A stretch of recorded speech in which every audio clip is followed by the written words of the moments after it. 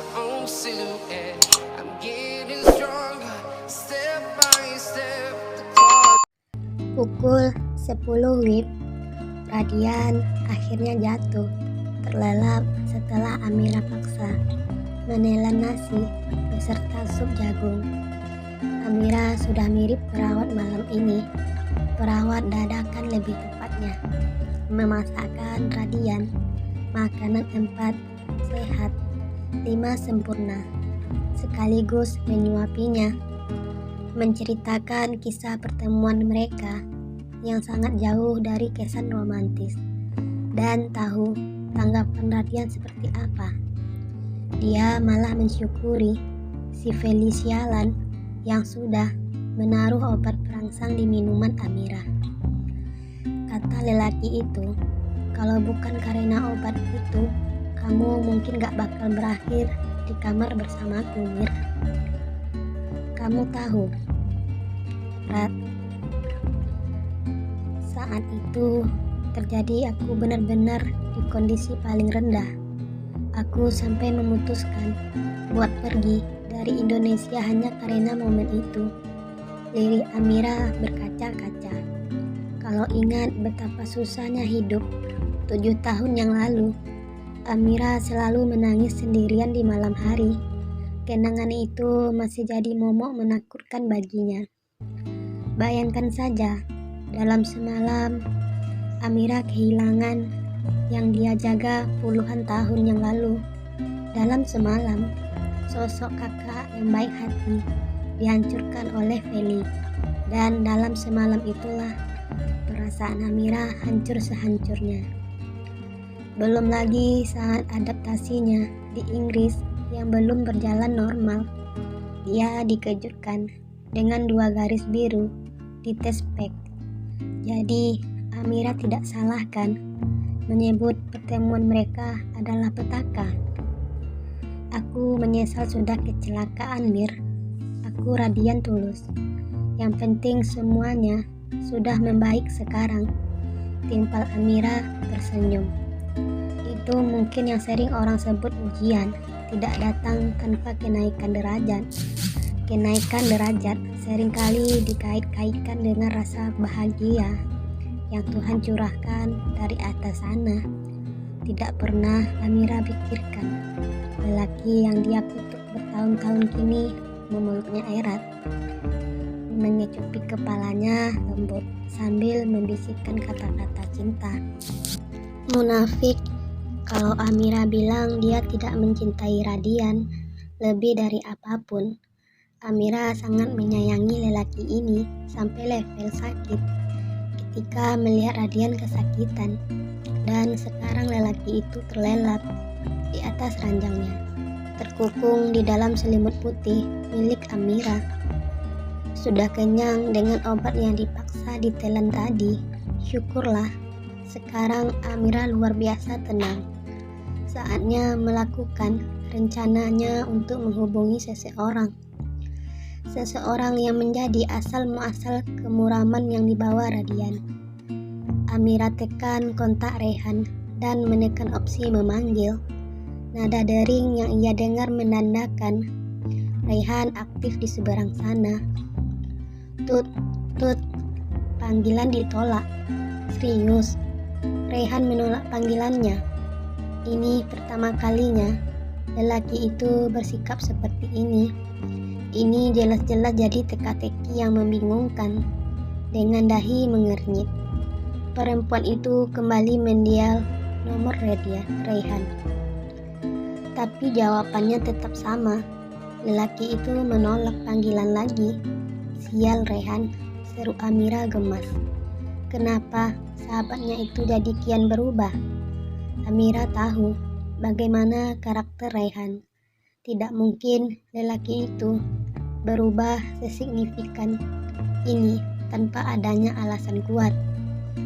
Karena panggilan telah selalu berakhir dengan penolakan, Amira beralih ke pesan teks. Amira, serius Rey, kita harus bicara. Ada yang perlu aku omongin, serius. Seperti dugaannya, pesan teks juga hanya dibaca. Kamu kenapa sih, Rey? Jerit Amira frustasi. Di kantor MBS Group, pukul 8:30. Wip, Amira membereskan berkas-berkas yang sudah dia serahkan kepada Radian untuk ditandatangani. Seharian ini, Amira hanya sekali dua kali bertemu dengan lelaki itu. Radian benar-benar memforsir tubuhnya untuk bekerja. Dan ini membuat Amira khawatir. Dia tidak mau Radian kenapa-kenapa. Masalah di kantor boleh menumpuk, tapi setidaknya Radian harus ingat kapan makan siang dan kapan harus berkutat di laporan yang memuakkan. Selamat siang, Bu. Seorang office boy berambut klimis membuat Amira tersentak dari lamunan.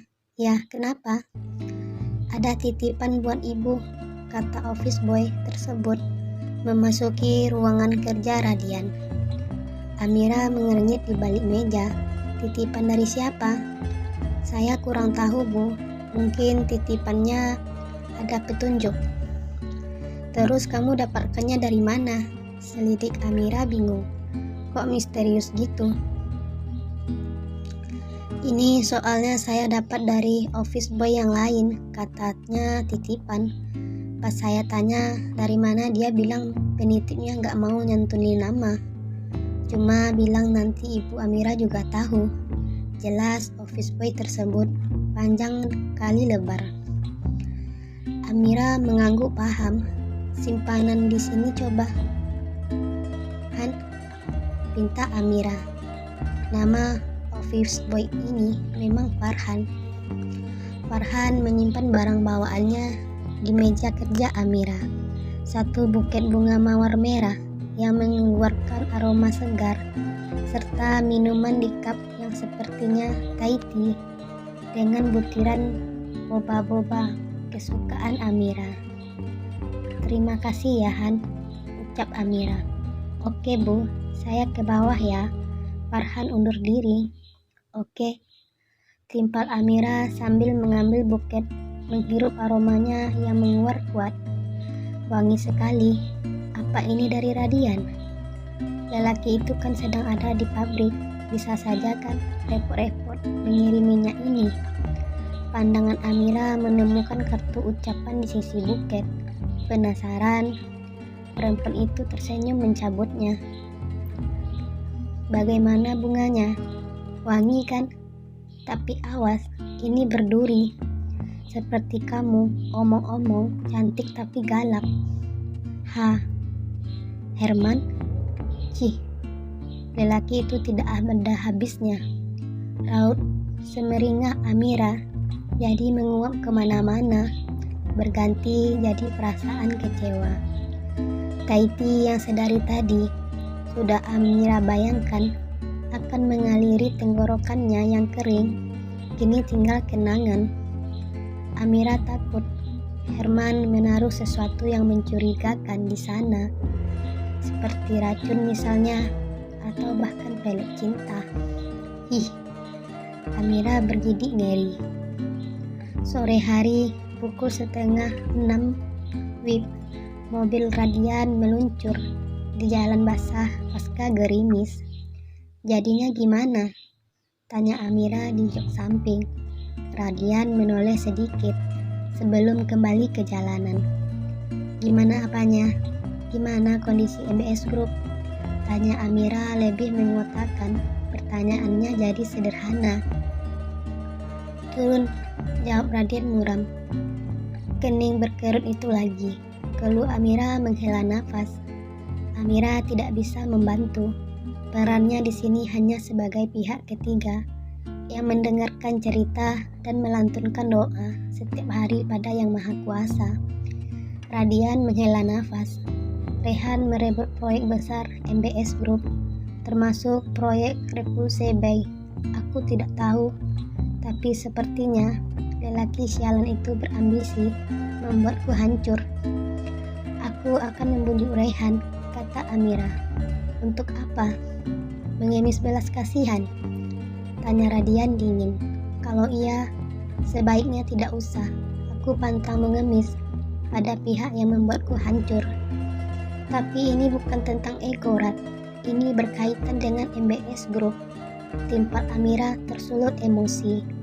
Kalau nurutin ego terus, bukan cuma MBS Group, perusahaan yang kamu pimpin yang bakal hancur, tapi kamu juga bakal hancur. Kalau MBS Group hancur, aku tidak apa-apa. Cih, Amira mendengus keras.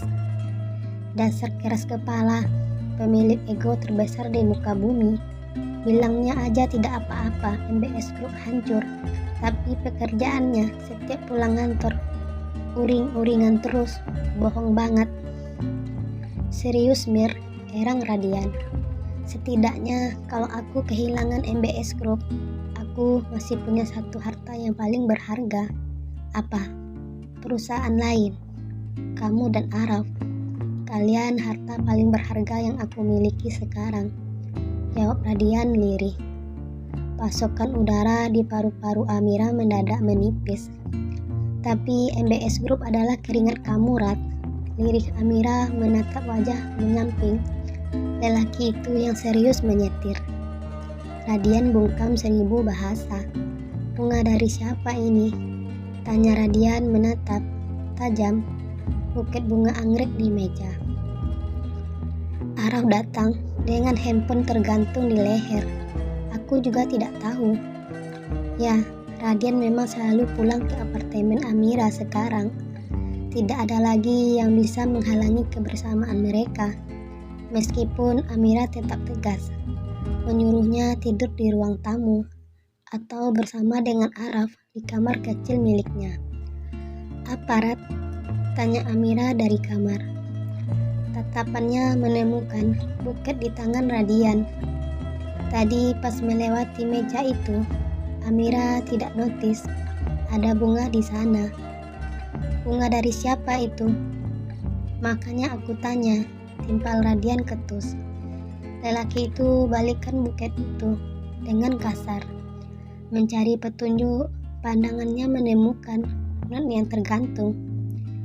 Kamu tahu kan, anggrek biasanya hidup sebagai parasit, menempel di pohon besar. Seperti kamu, Mir, parasit di hatiku. Tapi karena kamu cantik, jadi aku ingin merawatmu. Hah? Sejak kapan lelaki brengsek itu mengirimimu buket begini? Tanya Radian membentak. Amira dikirimi bunga oleh Herman. Bagaimana reaksi Radian?